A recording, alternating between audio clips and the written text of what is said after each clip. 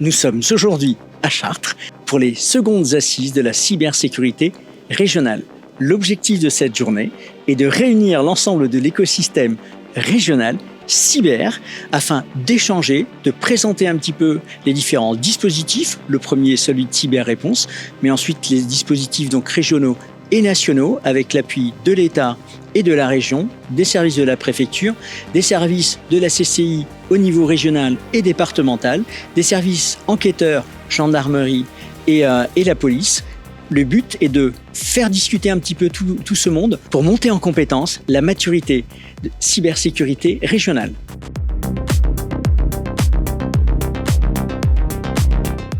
Cyber-réponse, c'est un petit peu l'acteur de cette journée, bien entendu, pas tout seul, avec l'ensemble de l'écosystème.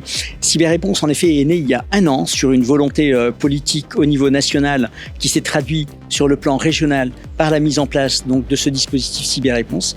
Il vise en fait à aider les collectivités, les associations employeuses et l'ensemble en fait du tissu économique qui va des PME, PMI, ETI, à travailler un petit peu sur cette sensibilisation, à mettre en place en fait un service d'urgence, d'accompagnement au risque cyber, c'est-à-dire que lorsque l'on se fait attaquer, eh bien, on peut nous appeler sur un numéro vert. Ce numéro vert, c'est le 0805 69 15 05. Et là, on les aide à remédier. On les met en relation avec des prestataires cyber qui sont référencés, donc des gens que l'on connaît, dont on connaît un petit peu les qualités et la capacité en fait d'intervention, pour justement relever le système d'information de la victime. On a eu plus de 180 demandes.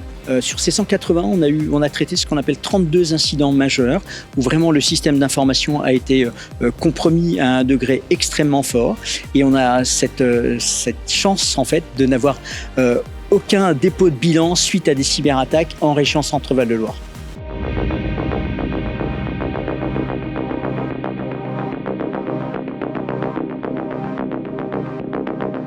Deuxièmes assises régionales de la cybersécurité. Nous en profitons pour lancer officiellement le partenariat avec l'EPSI, École d'ingénierie informatique, avec laquelle nous allons développer pour la rentrée prochaine 3 nouveaux masters, cybersécurité, intelligence artificielle, ingénierie informatique, et donc en partenariat avec de nombreuses entreprises qui sont d'ailleurs aujourd'hui présentes sur l'événement.